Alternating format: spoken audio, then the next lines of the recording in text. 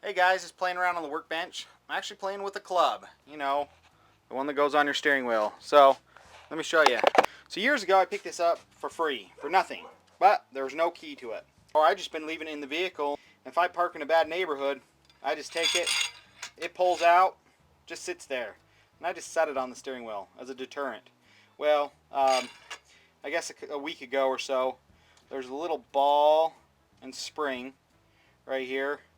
They just sit in there, and there's little grooves, and all it does is every time it goes past a groove, it ratchets it so it doesn't just fall in and out. Well, the little cap flew off, you know, the little ball flew out, lost it all. But anyway, I called what is it, Winter International. And even though it's not lifetime warranty, they just, for free, they sent me the little ball and cap, so I was getting ready to put them back in just so I can play around with it. But I thought, you know what, I'm going to go one step further, and I'm going to make this lockable. So, don't have a key for it. So what I did is, to remove the lock mechanism, I noticed that there was two little holes, or two little, what look like, you could tell like a nail or something was hammered down in there. And it's these little steel things. Where this is all aluminum. So what I did is, first I tried drilling on the side and trying to pry it up. I knew that was hopeless, but then I remembered what I'd done in the past. I actually have an old screwdriver here, and what I did is I actually just held it right on top of it, right next to it, and I actually just welded. I just welded the steel to this, took a hammer, hit it right up, little thing came off, I just broke it off.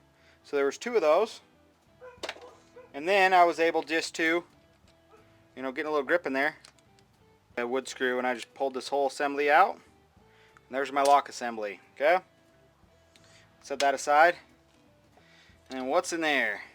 Pretty basic. We got this thing. So all this does is, when you turn the lock, it just rotates this into the groove, so now that can't slide in and out, and when you turn it the other way, it just allows it to turn in and out. So let's take a look at the lock cylinder. Pretty typical lock cylinder. Enabled to access the tumblers. They did have a little roll pin right here, so I just pulled that out, pulled out the little roll pin, and then my whole assembly comes out. And I've already taken this apart. And then there's all your tumblers. There's one. I've already taken out the other ones. Problem is, I don't have a key to fix this. You can watch some of my other videos of how to rekey this, but essentially you just have a key that fits in there. And then, you know, once you get a key that fits in there, you just file these flat, so they contra to that key, so it allows this essentially just to spin in there. These things pop up. If these things pop up, they get caught, or if they push down too far, they also get caught. So you just put it in there with your other key, and just use a file, top and bottom. I don't have a key to fit it, so I'm just going to make it a dummy lock. So I'm just going to take out the tumbler and the little spring. I'm just going to put it in there. Yeah, I know, it just free spins, but I don't care. Put the little roll pin back in. If somebody's going to take the time to pick lock it, chances are they know what they're doing. They're probably going to get it, because I've seen these things pick locked on YouTube. Thank goodness for YouTube, right? And they, you know, I've seen kids, like 15-year-old kids, 14, 13-year-old kids doing it, so can't be that hard. So that's the two little grooves that the little pins slide in there. So I'm just going to put that back in. Let's just turn to make sure it realigns. Oh, I didn't put my other thing back in. My bad. Put this back in, and that just fell in there. That just slides right in. Put this so those holes line right back up. There we go. It's all the way in. It locks. So what I'm going to do is, I'm just going to take my little pins again, right here, and we're just going to jam those in. If I never need to get them out again, I can just weld the thing to them again. There we go.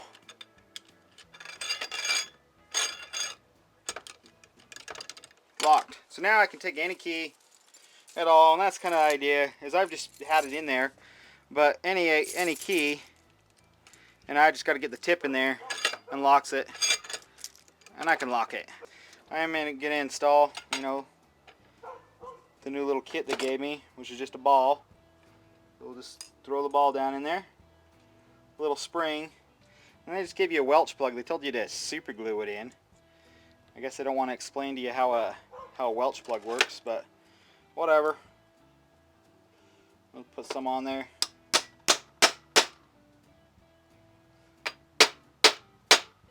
Welch plug works by expanding. You know, it's domed, and as it gets hammered flat, it expands into the surrounding surface. So, even the key I use for it, big old Ford key, you know, as long as it fits in the tip of the hole, you know, you could use a fingernail, screwdriver, whatever. There you go. It was free. It's a deterrent. You know, it's what I was playing around with on my bench. Thought you guys some guys might like to see it. Watch my other videos if you actually want to see how to rekey a lock. It's very similar to a lot of other locks I've done, padlocks. I did a truck toolbox lock a while ago. It's virtually identical to that. Show you how to do it. Hey, if you haven't already, click the little button up there, subscribe, watch more of my awesome videos, or, you know, leave me thumbs up or thumbs down.